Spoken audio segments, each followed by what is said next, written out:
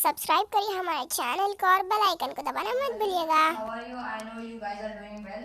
सो guys, आज हम पढ़ने वाले हैं साइंस का चैप्टर नंबर 4 हीट। सो अभी मैं आपको चैप्टर शुरू करने से पहले कुछ आपको इन्फॉर्मेशन देना चाहूँगा।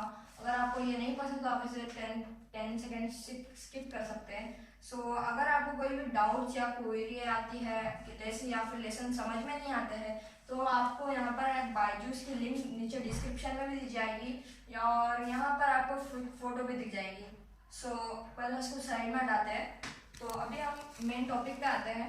सो अपन शुरुआत से पढ़ेंगे नहीं, हम लोग एक्सरसाइज से पढ़ लेंगे। सो डेफिनेशन हम पहले टेम्परेचर की लेंगे। सो आपको यहाँ पर टेम्परेचर की डेफिनेशन दी गई है। सो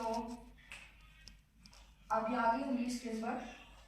A reliable measure of the hotness of an object is its temperature. सो ये है टेम्परेचर की डेफिनेशन। सो आपको यहाँ पर जल्दी नहीं रहेंगी, आपको यहाँ पर स्क्रीनशॉट ले लेना है। सो अभी मैं स्क्रीन को हटा रहा हूँ।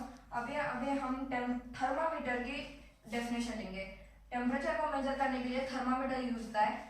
थर्मामीटर बहुत सारे रहते हैं जैसे कि डिजिटल थर्मामीटर, क्लिनिकल थर्मामीटर और laboratory thermometer. Laboratory thermometer body से यूज नहीं होता है। डिजिटल थर्मामीटर और क्लिनिकल थर्मामीटर बॉडी में यूज होते हैं। अगर हम उसे किसी भी वाटर में या फिर चाय में डुबाएंगे तो आपको डैमेज भी हो सकता है या फिर आपको उसकी मर्क्यूरी फूट के आपके हार्म भी हो सकता है आपको। सो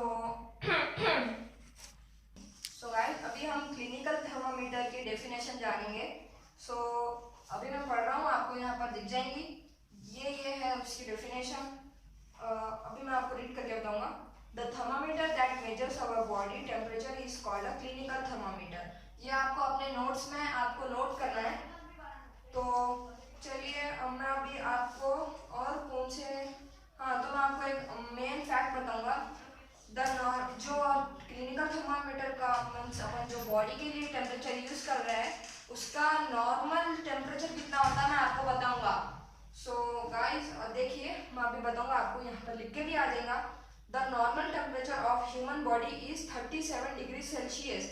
सॉरी, बॉडी का है ये, मैं आपको थर्मामीटर का बोल दिया गलती से। सो आपको यहाँ पर अलग अलग किस्म के थर्मामीटर देखने को मिलेंगे। सो ठीक है ना। अभी मैं आपको बोलूँगा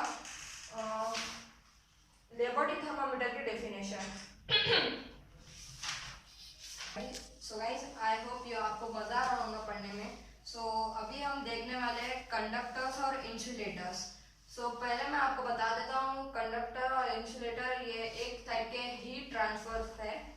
कंडक्टर्स एक ऐसी चीज है जिससे हीट जल्दी पास हो जाती है। Example iron, copper, aluminium. ठीक है ना। अभी इंसुलेटर के बारे में हम बात करने वाले हैं। इंसुलेटर एक very poor conductors of electricity जो कि उससे जल्दी पास नहीं हो पाती है या और हीट भी पास नहीं हो पाती है। मैं आपको उसके एग्जाम्पल बोलूँगा। एग्जाम्पल है वुड है एंड प्लास्टिक्स। सो यही थे कंडक्टर्स और इंसुलेटर के। कंडक्टर्स और इंसुलेटर का पढ़ लिया है तो देखते हैं अभी आगे क्या क्या चीजें आते हैं। तो अभी हम कन्वेक्शन के बारे में पढ़ने वाले हैं। कन्वेक्शन, ठीक है ना। तो अभी मैं आपको उसकी डेफिनेशन बताने वाला हूँ, तो आप इसमें नोटिस कर लेना। This process continue till the whole water get heated. This mode of heat transfer is known as convection. ठीक है ना गाइस। ये तो उसकी सही डेफिनेशन नहीं है, मैं यहाँ पर डाल दूंगा कन्वेक्शन की डेफिनेशन।